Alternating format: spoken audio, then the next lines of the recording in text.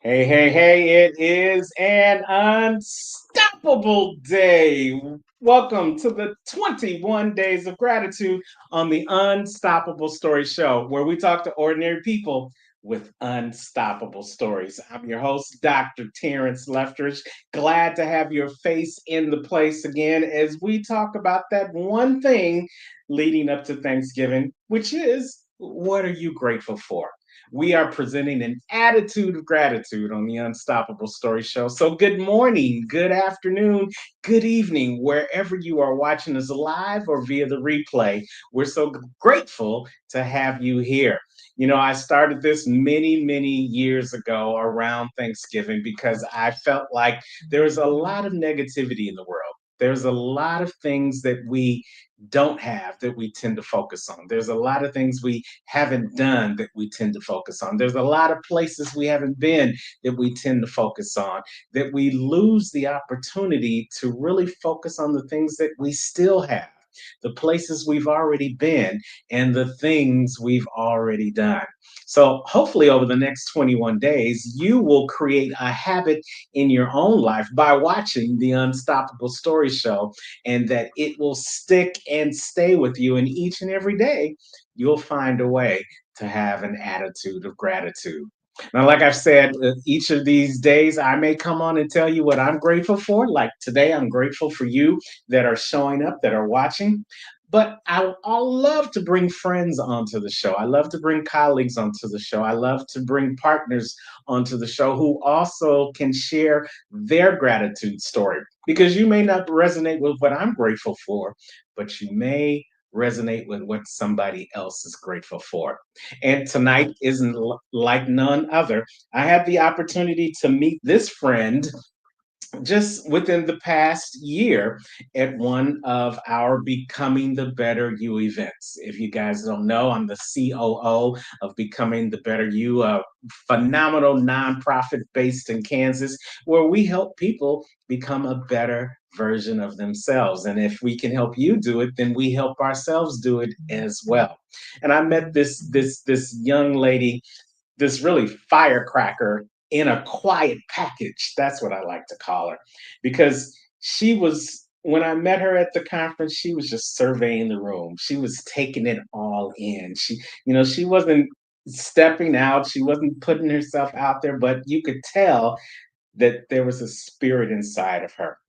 And when I got my opportunity to introduce myself to her, we had the opportunity to talk. It's like we instantly bonded with our spirits, her spirit to my spirit. And that's what I'm grateful for. I'm grateful that we are able to meet people and then we don't just connect on a physical level. We don't just connect on a simplistic level, but when you connect on a deep spiritual level, then you know you've made a true connection. And we've been in contact with each other ever since. She is a wonderful human being. She believes in spirit. She believes in really looking at the inside, not just the outside. And that what makes her beautiful inside and out. I want to welcome to the stage my good friend, Natasha Brown. Hey, Oh, Natasha. wow, Terrence, Dr. Terrence, a firecracker. You've explained me very well, very well. Oh, Everything is okay. gratitude and connected in spirit. That's so true. Well, you know what? I am glad that you have taken time out to come share your gratitude story on the 21 Days of Gratitude. But before we jump right into it, I always believe my guests can say who they are way better than I can. So take about 30 seconds and introduce yourself to the Unstoppable family. Hi, everybody. My name is Natasha Brown, and I would just say I am someone who really cares about people and wanting people to just be free and know who they are in themselves, in God, the higher power. And so I'm a vessel for the Most High, and I'll do pretty much just about anything to help people discover who they really are. And I'm just on this journey called life, and um, human like everybody else. I love it. So, Natasha, where are you joining us from this wonderful day? Omaha, Nebraska. Omaha, Nebraska. Wow. How Yeah. there? The phone cut out. What'd you say? I said, how's the weather out there? Actually, I don't know what Mother Nature's doing, but it's been nice. My flowers are still alive. And I'm in the Midwest, so that should not be a thing. But it's been 60s, 70s. So I'm not complaining. So yeah, it's been really nice actually. Well, that must be a testament to your connection with the higher powers that you're actually controlling the weather out there. So Hey, good. the sun is shining and I'm all for it. Well, that's great. So, tell us a little bit about your journey towards gratitude. Um, Okay, I know we don't have all night, so I better sum this up pretty quick. I don't think I really understood gratitude fully before um 8, 9 years ago. I mean, I think I always had a grateful heart in general, but I grew up probably better than a lot. So money was never an issue growing up. And so things like water running and groceries and vacations and braces for my teeth, all that was normal. Like those were normal things. I really didn't go without. And so it wasn't until about 8 years ago where I had some chronic pain that really like took me down, right? So I ended up going out of work on disability, and that was my foundation. So I lost my foundation. And then from there, I really kind of lost my mind. I'm not going to lie. And so I really lost who I was. And so God took me down to my studs. And so that means the money went, whatever confidence I had went, whatever foundation and direction I thought I was going, all that shattered. And so that's when gratitude really started kicking in. I really started realizing what was important. If you don't have your mental health, you have nothing.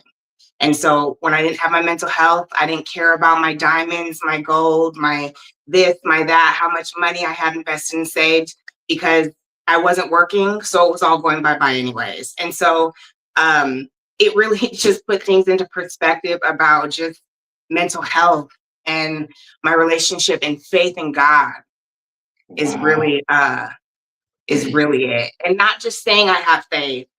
I got put to the test and I've been Wow. yeah, and Yeah. so yeah. So you mentioned that it probably was for you very real. You lost everything, but the words you said, it felt like you lost everything. And Natasha, usually when someone's at that point where they feel like they've lost everything, gratitude is the farthest thing for their mind. So, what sparked the gratitude in you at the lowest point of what many people would say the lowest point of your life? It wasn't right away, I'm talking over 8 years, and so probably 3 or 4 years was real dark. Okay. There was no light. I was in physical therapy for a year and a half. I was in group therapy. I was going to therapy 3 days a week. I had two therapists. So even though I was in a dark place, something inside of me is like, and God had told me during this time when it was all starting, like, you need to go through this. But he started revealing what was going to happen on the other side. And so I knew, my higher self knew, I had to go through this. It was like boot camp. And so even though it was dark for about 3 or 4 years, after that I really started working on my mind. And so reading books there, I wasn't going to therapy those first 3 or 4 years, but just therapy and just really digging in. I had that victim time of why me, the anger, the rage. And then I really just started diving into like learning, growing, healing, releasing what doesn't serve me. What is the truth? What's a lie? What voices am I listening to that does not align me with God? I mean, I just really, and then, oh, I'm getting the chills. And so from there, the last 4 years almost have just been pretty much like just building my mind, building my confidence, building my self esteem. Just, yeah. I love it. I love it. Natasha, would you say there was one defining moment? This is what I tell people that in my life, I had a defining moment that led to an unstoppable decision. Was there a defining moment when you were down there in the valley of your own personal darkness where the light bulb came on and you decided to stop wallowing in the darkness but start looking for the light and start those gratitude techniques? I I don't know if it was one moment. I just feel like with most thing it was layers. You know what I mean? Like not to say I Okay. didn't have aha moments. I just felt it was so many. It was like that small voice and then got louder and louder and then people confirming and then affirmations. It just really happened over time. I couldn't say it was a one time. Okay. Do you feel like you put yourself in a position that you started attracting those things to you? Oh, yes, because it starts on the inside. There's this, I'm getting full body chills right now thinking of it. It's something on the inside that it's just like this burning desire. I never had anything that set my soul on fire. I knew working in the corporate world and things like that, where it's like, I don't care about the money, I don't care about these titles, but I always knew almost subconsciously there was something deeper. There was something purposeful that I wanted, but I had no idea. And I knew that years ago, but I didn't know what that was. Okay. So it was just like this burning desire that just started getting stronger and stronger and stronger until it couldn't be ignored. So let me ask you this, as we're hanging out with Natasha Brown here on the 21 Days of Gratitude on the Unstoppable Story Show, sometimes we have to I say God sometimes has to sit you down in order for you to hear what he has to say. So I want to ask you if that was your story because you were living it, you were doing the corporate thing, everything was fine, it seemingly didn't have any worries, and then the back pain came, and then the illness came, and then you got shut down into this darkness, and but then you also said the voice started getting louder. So would you say that was your experience, that he shut you down in order to get your attention? Oh yeah, he shut me down. I mean, yeah, that was very clear. Really, it was the chronic pain because for work, it was the back, it was my neck, it was my arm going numb, and I was typing. So it got to the point where I worked with that pain for 3 months. And I remember it was Sunday, June 17th, 2017, and my body was Wow. like, we're done. Mm. And my mind's still going, right? My mind is still growing, and I won't get into trauma and generational and all that stuff, but it was like all that was tied into the physical, but my body was physically saying, Natasha, we cannot continue like this. And so that I feel like that was God because there was no other way to stop me. I'm like, you can say hard headed. I'm, I'm determined. And so I was determined to work with a numb arm and all the pain, and so yeah, that was God saying, we're done. But I didn't stop there, because physically I was still fighting. Mentally, my nervous system was still fighting. And so those next 3 4 years, that's when my mental health started going because I wasn't releasing control and trusting God. I didn't have control over the situation. I'm like, what is this pain? I'm only 31 years old. What about the money? What about health insurance? What about da da da da da? And it was like slowly God had to stop me because I didn't just I wouldn't stop, even not working.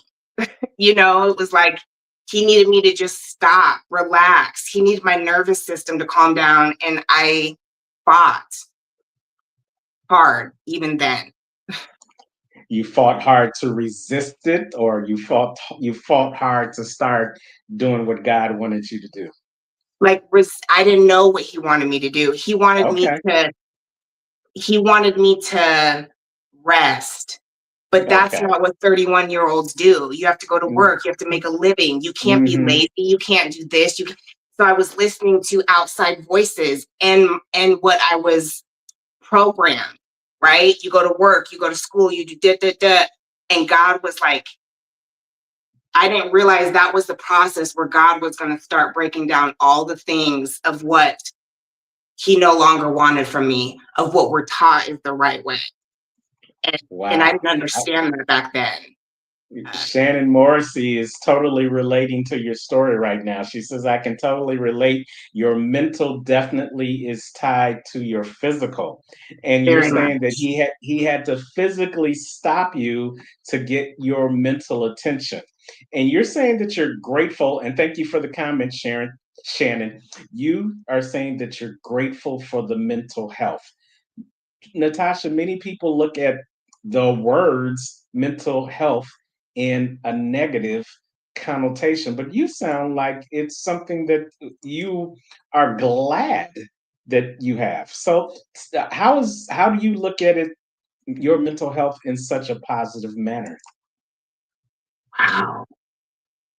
We are we are beautiful human beings. And sorry for the men, if you don't like the word beautiful, we're powerful. We have individual fingerprints that no one else has our fingerprint. We are beautifully and wonderfully made. But we don't usually know that. Whether life has broke us down, how we were raised, environmental, most of us don't live optimistically thinking better is coming. We usually, not saying everybody, but we'll look at the glass as half full. I look at it like it's overflowing now, right? But Overflowing. I had to Okay. train my mind to stop looking at my current situation, because how it's been looking over the last 8 years, my current situation was not looking very good. But my energy and my attitude and my mind started becoming so strong that I'm now manifesting what I want for the future, and I'm energetically living as if I already have it. So that's how powerful our minds are. And we don't understand how powerful our minds are. If I say I can't do it, then I can't do it. If I say I can do that and beyond, there is something with that. Even if you're not there and beyond yet, there is something when you say that and then you start to believe it. And so your mind is like your engine. Your mind Yeah, is like it is without that, and to have a sound mind, it's peaceful the mind, catalyst. like it's Yeah. everything. I've often heard said that wherever you are in life, your mind got there first. And I Yeah, love how you said you're manifesting for the future, but you're energetically living for the now. You're already living like it's already been manifested. And that is a powerful thing. And that's definitely something to be grateful for. Grateful to have the mental capacity to see beyond what your current situation is and to really get excited about the possibilities as opposed to just being dropped down and beat down by the current circumstances. You know, the yeah, greatest book ever written said, "This too shall pass." But many yeah, times we get stuck in where we are, not recognizing that if we just keep focusing on what's coming, focusing on what's still available, focusing on what you're still able to do, then where you are, this will pass, and it gets greater later. yeah. Would you say that's been what the last 4 years have been for you? Most definitely. And also to not we limit ourselves and we put limits on the universe and God, to take those limits off. Our lenses, we have to work on our perspective and change our lenses. It gets really good. So it's like, don't lose hope and don't view with the lenses of how my situation and how the world looks now. No, you got to change the lens. You got to change the lens and change your perspective and get excited and dream dream unbelievable dreams, because if you believe it, God will conspire to make it happen, but it starts with you. Love it. You know what? Just because you said that, I'm gonna change my lens. I got to look a little Look bit at different. you. Look at you. So listen, Natasha, we already know you've blessed somebody on this call, but there's somebody else that is probably going to want to connect with you and continue to live through your manifestation. They want to take some of your belief until they can build up their own belief. How can they get in contact with you to have a deeper conversation?